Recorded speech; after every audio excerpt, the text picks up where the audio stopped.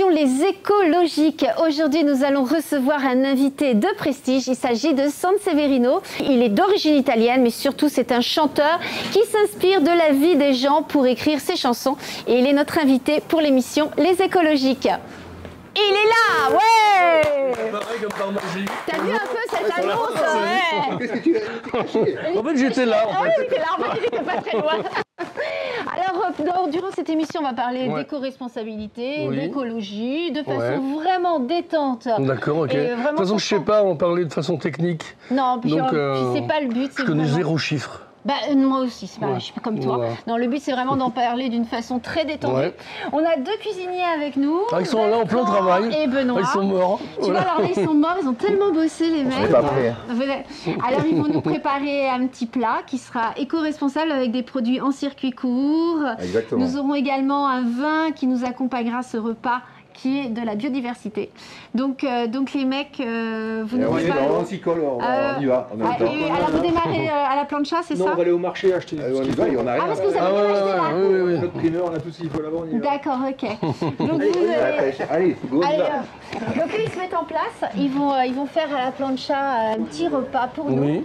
C'est un repas apéro, mais tu vas voir, ça va être très très bon. Ah, les repas apéro, ça peut être les plus dangereux quand même. Ça risque d'être un peu dangereux pour toi. On va voir si tu es sûr. J'ai déjà peur. Bon, en attendant, on va aller à l'intérieur. Comme ça, on les laisse tranquilles préparer le repas.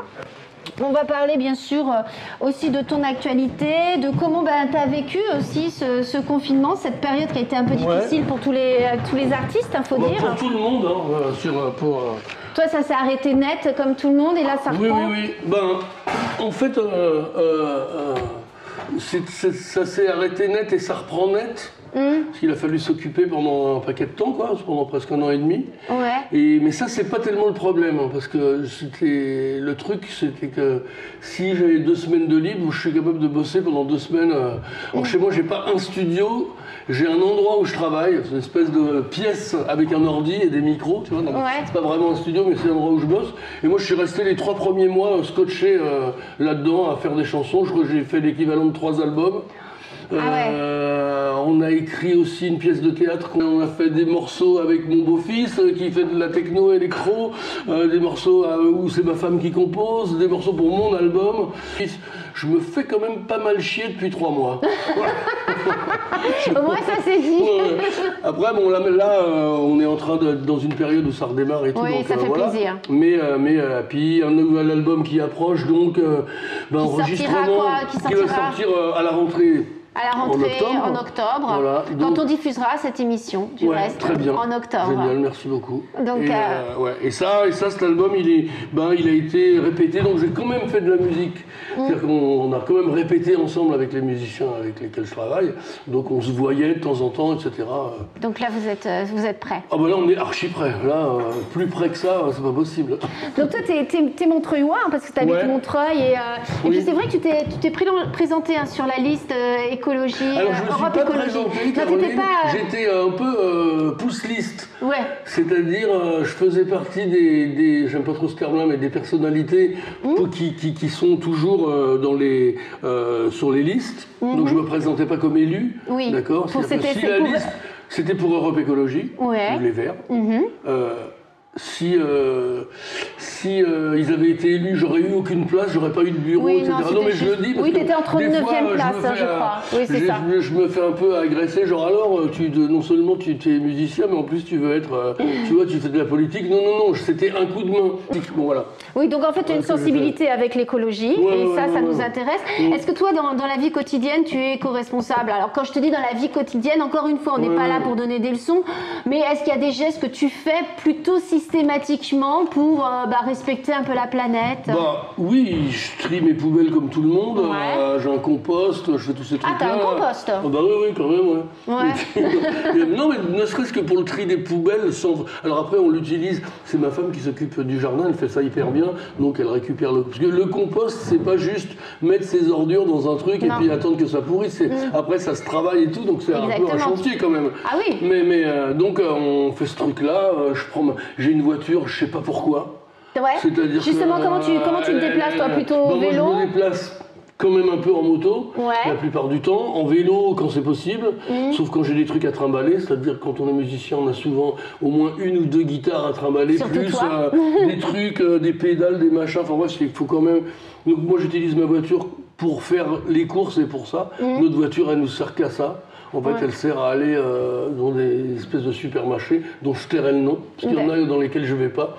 Mais et puis, le plus. En fait, je crois que je voyage vachement à pied, en fait. Parce qu'en vélo, j'habite en haut de Montreuil, donc il y a une côte pour revenir. Ça monte pas mal. Donc si on a une guitare, une valise ou un truc comme ça, tout de suite c'est un peu le chantier. Les vélos, moi j'aime bien les vélos, j'aime pas me les faire voler, donc ça veut dire qu'il faut 85 cadenas pour qu'ils soient en sécurité. Donc des fois je pense que je perds moins de temps à aller de chez moi jusqu'au métro à pied plutôt que de descendre en vélo et après me mettre 10 minutes à mettre les cadenas. Et pour la nourriture, est-ce que, alors je sais pas, est-ce que tu es végane, végétalien, végétarien, anti-gluten, Non, je suis omnivore. Omnivore, je suis omnivore. Chez nous, on est tous omnivores. Les enfants ont eu des périodes véganes et puis qui ont été arrêtés puis qui ont repris, etc. Tout le monde mange le plus bio possible. C'est un truc de budget, le bio. Donc c'est dans les mois où il y a beaucoup de concerts, on mange très très bio. Et dans les autres, moins. Et puis, faire le truc... Le choix sur l'huile de friture, quand il y a des trucs à frire, par exemple, on prend de l'huile plutôt... bon, ça c'est plutôt le côté santé, quoi. Mais souvent c'est lié en même temps, la santé, l'éco-responsabilité, parce que si on choisit en circuit court, on a aussi des produits qui n'ont pas de conservateurs, qui sont ça c'est clair que le produit, nous on appelle ça la bouffe nucléaire. C'est-à-dire que on a un micro-ondes qui sert à poser les choses dessus et dont les enfants se servent de temps en temps pour réchauffer les trucs, mais moi je ne suis pas un grand fan du micro-ondes. Quand rarement je l'utilise, le truc est 15 fois trop bouillant. Il faut savoir maîtriser, tu sais. Ça c'est froid dehors et c'est très chaud à l'intérieur. Il n'y a que l'assiette qui est chaude. Oui, c'est ça. Moi, pour l'instant, le défaut que je trouve encore dans l'alimentation bio, c'est qu'il y a encore vachement de plastique autour. Donc je me souviens, avant le confinement, on était rentré dans des phases, nous on essayait de consommer zéro plastique et de rentrer dans une espèce d'apprentissage du... Pas zéro déchet, mais du moins de déchets possible. Et du coup, qu'est-ce que tu as fait pour empêcher ce plastique? C'est quand même un gros travail, quoi. Le zéro déchet, là, moi j'ai quelques copains qui font ça, ils donnent de l'énergie quand même. C'est dur, hein, c'est pas évident. C'est assez dur. Mais par je me rappelle avoir fabriqué moi-même des sacs en tissu pour pouvoir faire des sacs pour acheter les légumes, ce genre de trucs, là, pour essayer d'éradiquer totalement les sacs en plastique.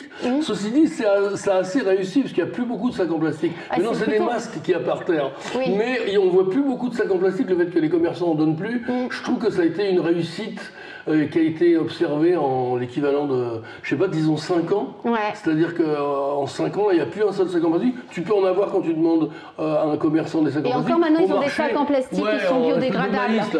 Qui cassent tout de suite quand tu avant d'arriver chez toi.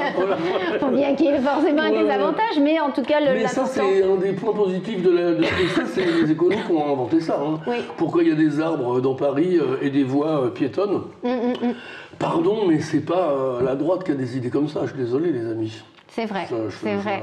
Je m'excuse au préalable. Non, mais c'est vrai, tu as raison. Est-ce qu'il y a des choses qui te révoltent? Par exemple, je sais pas, des gestes que les gens font et tu dis, ils pourraient éviter de le faire.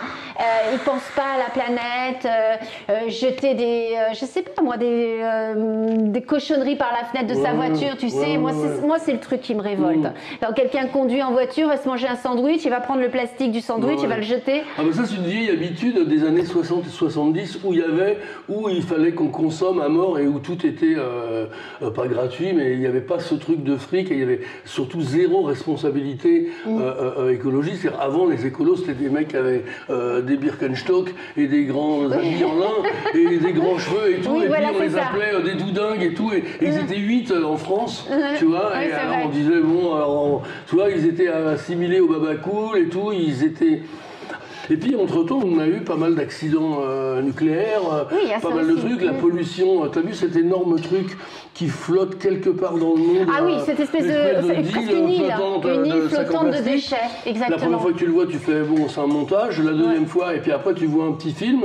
Et en fait, tu vois que ça, tu vois, c'est comme les clubs par terre. Moi, je crois que c'est les clubs par terre qui me révoltent le plus, parce qu'il y a encore pas mal de gens qui font ça, qui balancent leur club. Et quand tu leur dis c'est pas très propre, ils font... T'es de la police, toi ou... Et tout de suite, ça part très très... En fait, on évolue. Est-ce que tu penses que justement, on évolue dans le bon sens? Il y a des efforts, on y va. Bon, c'est trop tard, ok, mais on y va quand même. Là, je vois le repas arriver. Alors là, ça approche. Alors avant de manger, c'est bon les gars ou pas? Non, allez-y, continue parce qu'on alors, on va déjà parler du vin. Alors, je voulais te parler de ce vin. Je te signale que sur une table comme ça, on ne coupe pas directement sur la table. On a mis des planches. Mais ouais, t'as vu ça, pour pas qu'il y ait des rayures après. Alors c'est vrai. Regarde, je montre un peu la planche. Et ce qui nous arrive, on va le manger dans très peu de temps. Ça me rappelle 20 milieux sous les mers. Ben, t'as raison parce que c'est du calamar. Là, on a l'aïoli qui arrive. Oh là là. Ils sont pas beaux nos cuistots. Alors qu'est-ce que vous nous avez préparé? Racontez-nous un peu. Moi je bosse Bertrand, le poulpe. Déjà le poulpe, il y a eu du boulot dessus. Ouais. Parce qu'on les a fait mariner hier soir. Donc toute la nuit, et il y a deux variantes. Il y a une sauce qui est beaucoup plus épicée et il y en a une à l'ail. Donc les deux, on va voir. Il y a deux saveurs différentes. Donc à vous de nous dire après laquelle vous préférez. Tu veux dire épicé, pimenté, c'est soit pimenté, soit à l'ail. Pimenté. Légèrement relevé et l'autre plutôt sauce tomate, ail. On a voulu vous faire voyager, comme d'habitude. Mais un voyage écologique. Avec des produits, avec quelque chose de sain, parce qu'aujourd'hui on est à manger sain, léger, simple, parce avec de bons produits. Donc on vous propose une aioli légèrement revisitée avec du poulpe, non pas avec du cabillaud ou autre. Avec une vraie sauce aioli. On veut que ça chante. On veut que je crois. Il a senti. En fait, il est toujours c'est assez pénible ce chat. Donc c'est une preuve que ça a l'air bon, ça attire. Et donc on voulait vous emmener dans ce petit voyage avec une pêche raisonnée du poulpe, avec un circuit court pour les légumes, du bio, du naturel et simplement une cuisson. Et tomates de saison aussi. On commence à arriver. On réarrive dans la tomate, que les tomates d'hiver, c'est n'importe quoi. Non mais on pourrait, normalement c'est 135 € d'amende quand on achète des tomates l'hiver. À la police de la gastronomie. Donc voilà. Donc on a des produits de saison et ça c'est important d'en parler pour que ce soit justement éco-responsable et complètement bio. Un poulpe qui a été pêché par Bertrand. Exactement, à main nue. À main nue. Comme ça. C'est pas facile à main nue. En pêche raisonnée. En pêche raisonnée, en tout cas on Alors c'est quoi la pêche raisonnée? Parle-moi genre 30 secondes. C'est pas compliqué. Alors, il y a un grand chef qui le fait sur Marseille, c'est Gérald Passeda. En fait la pêche raisonnée c'est on va cuisiner que ce que la pêche va nous donner. Oui. Et on va adapter nos cuisines à tout ça. Et ça c'est très beau, c'est romantique, et on respecte la mer. C'est-à-dire que ce que tu n'auras pas, tu ne l'as pas à ta carte. On ne va pas aller le chercher ailleurs. On va prendre ce que la mer nous a donné et on va raisonner tout ça. Et ça c'est une belle histoire. Oui, j'en soupçonne certains d'avoir des trucs dans le congèle qui vont sortir qu'il n'y a pas eu dans la... Parce qu'ils ne seront pas apparus dans la pêche. Il y a des vilains partout. Des salauds, il y a des vilains partout. Ça mérite d'être pesé. 135 € d'amende, c'est bien ça. Bon, très bien, en tout cas voilà, on a une pêche raisonnable. On a également alors un petit vin. Bertrand, toi je sais que tu sais ouvrir les bouteilles, allez vas-y. Non, je sais plutôt les boire. C'est toi, allez. Moi je crois que je sais ouvrir les bouteilles. Il m'est arrivé d'en ouvrir 2 ou 3 dans ma vie. Oh, mais très peu. En même temps. Alors tu vois, tu fais ça, ensuite ça. Et magnifique. Ça, et ensuite ça. Alors en fait, c'est de moins en moins dur quoi. Alors ce vin, c'est une marque qui s'appelle Ethic Drinks et c'est de la biodiversité. Alors c'est du merlot, c'est un bon merlot rouge, j'espère que tu vas apprécier. Et l'idée, c'est qu'il privilégie bien sûr le circuit court. Il n'y a pas de capsule au-dessus du boulon parce que justement, ils l'ont supprimé. Oui, le truc rouge là. Voilà, tout est recyclé, le verre des bouteilles, les étiquettes, l'encre et biodégradable et on est sur un vin complètement bio, donc on adore. Moi, pendant que tu parles, je lis ce qu'il y a derrière. Ouais. Et je croyais qu'il y avait du miel dedans, mais non, c'est juste une abeille qui est dessinée. Ouais, c'est ça. C'est une start-up qui est bordelaise. On leur fait bien sûr une petite focus parce que c'est complètement dans notre éthique et dans ce qu'on aime. Donc voilà, donc là on va goûter. On va goûter un petit peu. On nous amène le poulpe. Alors l'idée, c'est que vous servez dans les assiettes et que en fait, vous partagiez ce petit repas. Oui, vous tapez simple dedans. Et délicat. Alors on tape. Il y a les deux, c'est plus logique Oui, comme on ne ça. sait pas trop comment faire. Alors griller comme ça la plancha, c'est délicieux. Ouais, ça a été rapide, hein, vraiment, c'est resté 2-3 minutes de chaque côté sur une plancha bien chaude, hop, et la cuisson s'est surtout fait cette nuit, hier soir, et pendant la nuit, quoi. Dans la marinade. Là, après c'est rapide et tout, voilà, donc... Et la marinade, il y a quoi, à part piment et ail? Huile. Ouais, pas mal tomate. d'huile. Citron? Du citron? Non. Non, en fait, on les a fait pocher les poulpes. Ah oui, d'accord. Ouais. On les a fait pocher dans un fumé pour les attendrir, pour les L'huile de cuire. poisson, ils sont restés un moment, ils sont restés bien 2 heures. Ouais, d'accord. Et après, on les met dans une marinade pour leur donner un petit peu de volume, un petit peu de goût, un peu de puissance. Donc en plus, on a la petite recette de ce poulpe. Alors que tu aimes ou pas? Ton avis, attention. Oh, c'est hyper bon. C'est hyper Je vais bon. pas dire, putain, c'est vraiment dégueulasse, c'est insupportable. Est-ce que je peux recracher? Non, tu ne recraches pas. Bah, bravo les gars. Allez hop, on se boit un petit Ouais, verre à avec santé. Chine. Ouais, À ta bien. santé, à ta reprise, Ouais, à Chine. ton À vous. À la vôtre, hein. Ouais. Vous buvez que maintenant, ils boivent pas, c'est de l'eau. Les sportifs ne boivent jamais. Alors dis-moi aussi si tu apprécies ce petit merlot rouge qui nous vient de Bordeaux, qui a été justement traité de façon bio. Ah oui, j'aime bien. Il est pas mal, hein. Il est pas mal du tout. On apprécie. Alors, je sais pas le décrire. Moi, j'ai des copains qui sont des rois de la description du vin. Alors oui, tu vois, c'est du coteau sud et avec un petit peu de terre, un petit peu marron sur le côté, avec des petites feuilles qui dépassent. Et c'est pour ça que ça a ce goût-là. Pour l'écriture de tes chansons, est-ce que c'est quelque chose qui peut t'inspirer? Parce que je sais que tu t'inspires beaucoup des gens, des humains, et que tes chansons ont des textes merveilleux.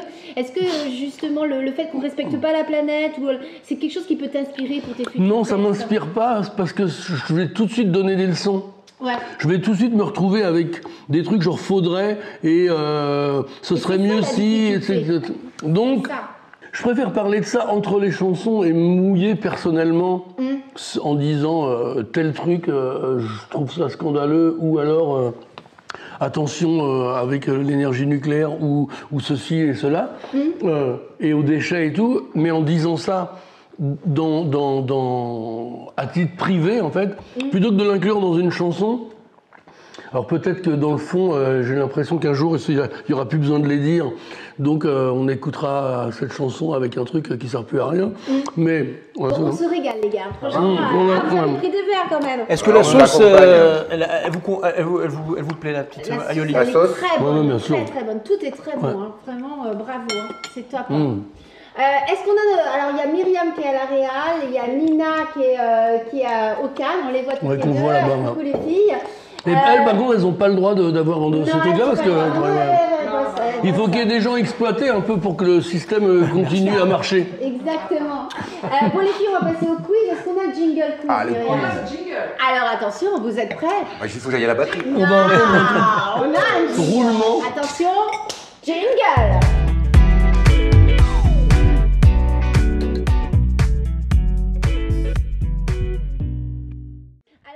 Je profite pour ce petit malaise pour finir le poulpe. Voilà, profites-en. On va te poser des petites questions. Les gars, vous ne donnez pas la réponse parce que vous êtes bien sûr, l'évidence, quoi, je veux dire. Vous connaissez la réponse. Alors, première question. Dans les transports, celui qui émet le moins de CO2, est-ce petit A, l'avion, petit B, la fusée SpaceX, La fusée. la fusée SpaceX de Thomas Pesquet ou le train? Bah, c'est le train. Bah oui, c'est le train, évidemment. Elles sont hyper dures, tes questions. Bah oui, attends, tu m'as dit attends, ne me piège pas, je ne me piège pas. Pour la peine, à chaque fois que tu as une question comme ça un peu trop facile, je Prends, reprends. Tu viens de finir le poulpe. Bon, alors le train, effectivement, c'est celui qui émet le moins de CO2, surtout pour les longs trajets. Non, mais... En revanche, il faut éviter la voiture 13, hein, puisque c'est la voiture bar et c'est dégueulasse à l'intérieur. Ah, c'est pas vrai. C'est faux. Il y a des noms, il y a des... Non, c'est bon. Ah bah oui, bien sûr. On va pas nous comparer la voiture. Non, mais on est très loin très loin, il n'y a pas de barbecue dans les trains, dommage, ça sentirait bon. On n'a pas de super cuistot. Hein. Qui ont des tabliers Made in France qui se vendent à l'appartement français aussi. On va défendre Made in France. L'appartement français, donc aussi qui avec ceinture en liège pour qu'il tombe dans la piscine. Exactement. C'est ça. Regarde comme ils sont beaux tous les deux. On est Made in France jusqu'au bout. Et oui, et puis on va éviter les avions aussi parce que les gens prennent de plus en plus l'avion, même pour des trajets assez courts. Et l'avion, c'est une catastrophe pour notre planète avec l'émission de CO2. Voilà. Et conduire moins vite, ça réduit la consommation de carburant de 10 à 15%, c'est pas mal. Oui. Donc aussi ralentir sur les routes. Allez, on arrête de donner des leçons, on continue. Avec l'augmentation de nos émissions de CO2, les satellites qui gagnent de la vitesse, vrai ou faux? Qui gagnent de la vitesse sur quoi? Ils tournent plus vite. Avec l'émission de CO2, est-ce que des satellites tournent plus vite? Bon, non. Ah, il est faux! Bah oui. Il a faux! Il mange des poulpes! C'est vrai! Ah oui, non, du coup, quand je me trompe, je mange de celui-là. Et quand à chaque fois, tu manges du poulpe. Alors non, tu manges l'épicé. Oh bah t'es dur, toi. Hein. Bon, non, allez. Et après non, c'est vrai. Figurez-vous qu'avec cette émission de CO2, eh bien, les satellites vont beaucoup plus vite et ça pose des problèmes. Effectivement. Donc voilà, il fallait le savoir. Hein, tout le monde ne le sait pas. L'empreinte carbone de la mode, on sait que la mode, le textile, c'est ce qui pollue le plus notre planète. Alors, c'est sûr qu'il n'y a pas une industrie qui pollue plus que la mode? Je crois que c'est une des premières. Il y a sûrement d'autres industries pétrolières, etc., pétrochimiques. Mais la mode et le textile, c'est épouvantable pour notre planète. Que ce soit l'exploitation du coton qui va détruire toutes les nappes phréatiques parce que ça a besoin d'énormément d'eau. Le transport, etc. Mais alors bon, la cause de cette empreinte carbone énorme, est-ce que c'est Kim Kardashian? Est-ce que c'est... Je savais même plus qu'elle existait. Mais oui, elle existe. Merci de me rappeler des trucs comme ça. C'est Montreuil, je suis pas sûre. Non, mais elle a le droit de traîner ailleurs. Hein. Mais oui, bon, est-ce que c'est à cause... Non, mais je veux dire, tout le monde peut venir à Montreuil. Hein, bien sûr, même. Et tu viens de te tromper, je mange du truc comme ça. Non, je me suis pas trompée. C'est dingue ça. Alors, est-ce que c'est Kim Kardashian? Est-ce que c'est à cause de sa fabrication que la mode détruit notre planète ou à cause de sa distribution chez H&M? Oh putain, 3 trucs de merde. Ouais. Alors, je dirais que c'est... Non, je dirais... C'est souvent, effectivement, dévêtu. C'est celle du milieu, là. C'est la fabrication. La fabrication, bah non. Je me suis encore trompé. Merde. Ouais, allez, tu manges du poulpe. Mais tu manges du poulpe aussi si tu gagnes. En fait, oui, mais pas le même. La carotte est au milieu. Oui, voilà, ça sera pour la fin. En entier. Non, c'est en fait l'acheminement des matières premières bien sûr. Qui coûte. Ouais, genre bateau, etc. Mais la fabrication n'est pas très loin, il faut avouer. C'est un peu une catastrophe, quoi que l'on fasse. Que fait-on des restes des produits chimiques? Alors tu sais, les produits chimiques, c'est par exemple le white spirit, les nettoyants pour le four, les dissolvants. On les emmène à la déchetterie. Arrête, c'est un peu putain. On les jette dans les toilettes pour s'en débarrasser, on tire la chasse. Dans les années 70, on le faisait. Voilà, et c'est vrai qu'on tire. Comme les vidanges. On faisait les vidanges des voitures dans les rivières. Voilà. Enfin, moi, j'avais pas de voiture, mais... Ouais, ça dit on. Oui, j'ai dit on, ouais. Mange du poulpe. Donc, soit on les amène à la déchetterie, effectivement, réponse B. Ou soit on les jette sur le bord du chemin près d'une crèche ou d'un refuge pour animaux aveugles. Il y a aussi un autre truc dont tu n'as pas encore parlé, c'est tous ceux qui font de la démolition d'appartements, etc., qui cassent des murs pour faire des splendides endroits comme chez toi, là, comme ici, pardon. Eh bien, souvent, eux aussi, ils n'ont pas accès aux déchetteries, parce qu'il faut habiter dans l'endroit où tu vis pour pouvoir... Voilà. Donc eux, ils balancent tout ça un peu où ils peuvent. C'est vrai qu'on a des jolis endroits partout, il y a des trucs blancs, des sacs, c'est splendide. J'ai l'impression d'être en guerre. Tous les dépôts sauvages. J'en ai pas parlé, je pense. Même dans nos rues, à Montreuil. Oui. Ouais, c'est vrai. Même quoi? Dans nos rues. Ah oui, dans nos rues, j'ai compris, même la morue. Non. À Montreuil. Oui, aussi. Le camillot. Souvenir de Montreuil. Oh putain, la morue. Ah, les morues. Même la morue, Même la morue, il y a du gravature. Elle disparaît. Les mecs, il est... Bon, allez, sur les emballages de certains produits, on trouve généralement un pictogramme qui nous permet de connaître la durée d'utilisation d'un produit après ouverture. Alors, ce pictogramme, c'est représenté par quoi? Un tube de dentifrice écrasé, une crotte barrée. Merci beaucoup, c'est gentil. Ou un pot de crème ouvert. Mais mangez aussi, les gars, parce que franchement... C'est quoi le truc du milieu, Caroline? Je t'ai pas écouté du tout. Tu vois, c'est un tube de dentifrice écrasé, une crotte barrée ou un pot de crème ouvert. Ah, les deux premiers, moi je dirais. J'ai déjà vu des crottes barrées. Mais non! Si, dans la rue. Bah si. Dans la rue.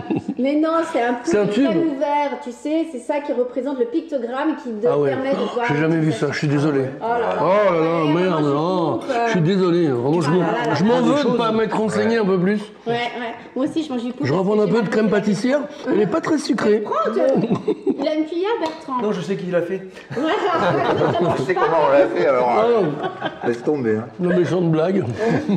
Pourquoi le serveur arrive avec le sourire? Qui a dit la nature parle, splendide, ça, bravo, et personne ne l'écoute comme ce que je fais en ce moment. Oui, c'est vrai. Oui, c'est vous. La nature parle et personne ne l'écoute. Willy Deville, c'est Willy Deville. 1. Kev Adams. 2. M. Pokora. 3. Caroline M. Qui c'est là? Oh l'intox.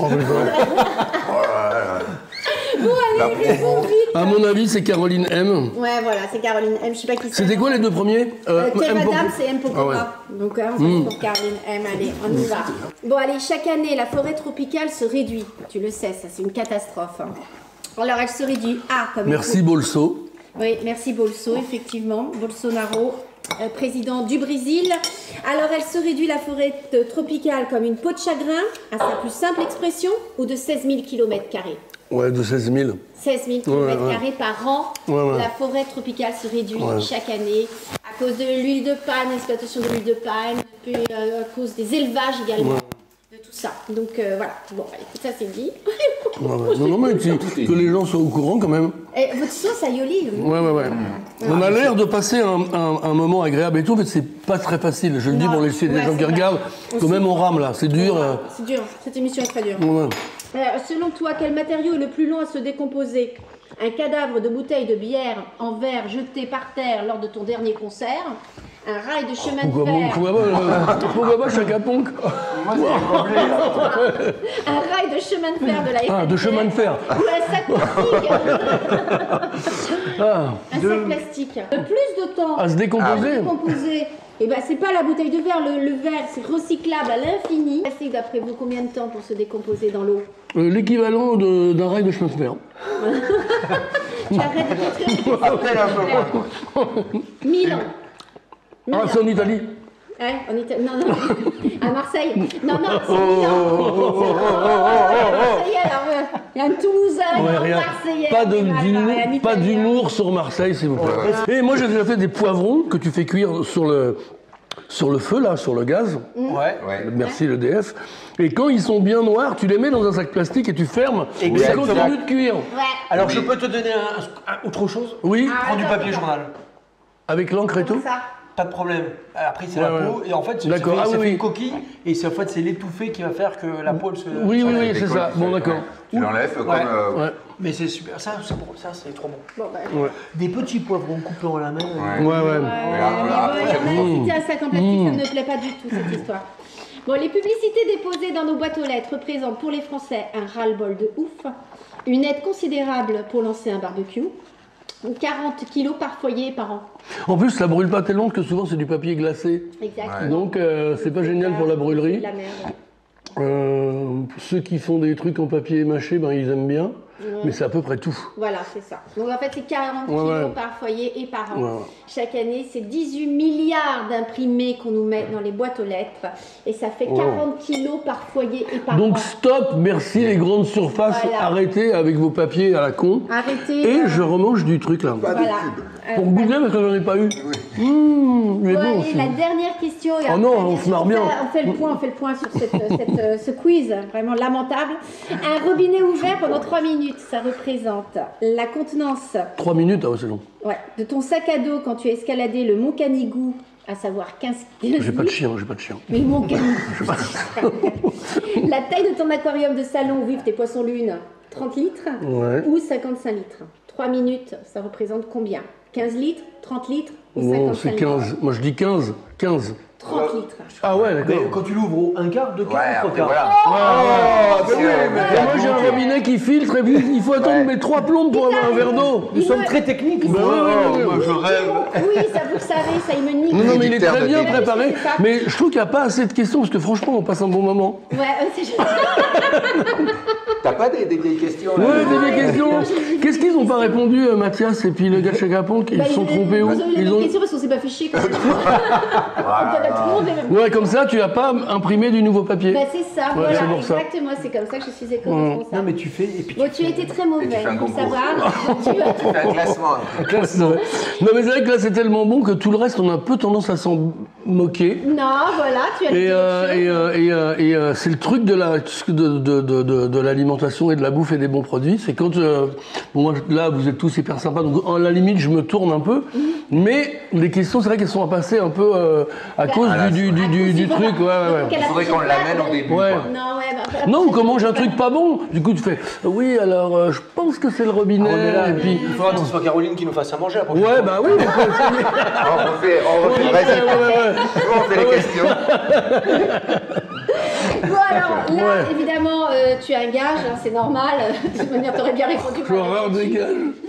Et le gage, bah, c'est que tu prennes une petite guitare. Oui. Et que tu nous joues un petit Bon, morceau. d'accord, ouais, on doit jouer un petit Avant ça, morceau. je voudrais un petit mot juste face caméra. Ouais. Et que tu nous dises, bah, toi, l'éco-responsabilité, la planète, qu'est-ce que tu penses qu'on peut faire pour améliorer les choses et quel est ton point de vue général? Voilà, c'est ça. Bah, mon point de vue général, c'est que ça peut paraître un peu pénible à observer parce qu'il y a des règles qui sont un peu casse-bonbons, quoi.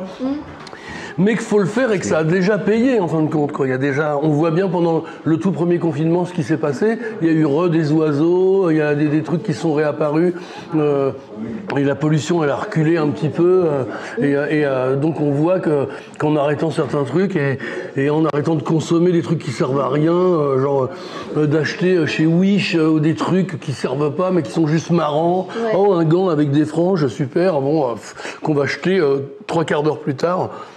Je pense que il y a aussi d'autres trucs. Puis c'est un problème d'épanouissement perso, quoi. On peut ne pas consommer trop de choses. On l'a bien vu là pendant toute cette période. On a consommé moins de choses dans le fond. Enfin bon, Amazon, ils ont quadruplé leur truc de vente. Amazon, tu commandes pas Ah bon, moi, quand il y a un truc qui est chez Amazon, souvent, je crois que j'ai jamais acheté, ou alors sans faire exprès, un truc qui était chez Amazon. Souvent, j'essaye soit de l'acheter ailleurs, soit je m'en passe. Moi, il y a des moments où le tri, par exemple, me fait chier, alors je le fais pas. Je peux pas faire du tri pendant au moins une fois ou deux, comme ça, après, je suis content de le refaire. Pour pas que ce soit une règle absolue, parce que la règle absolue, la transgresser, c'est la respecter. C'est beau, la phrase de fin, là. Voilà, la phrase de fin, elle est très bonne. Allez, va prendre ta guitare. Bon. Je crois qu'on est bon, là, pour la guitare. Alors, le principe de cette émission, vous l'avez compris, on termine les écologiques en musique. Et en plus, quand on a Sanseverino, autant vous dire qu'on est heureux comme tout. Donc, est-ce qu'il va nous jouer de la guitare électrique ou de la guitare sèche?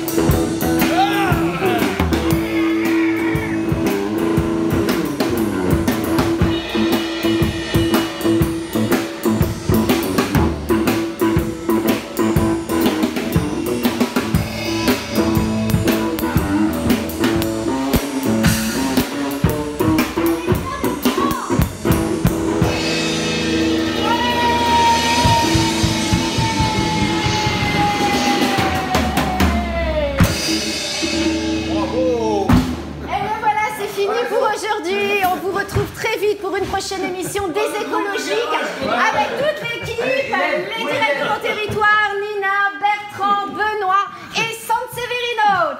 Ciao à tous.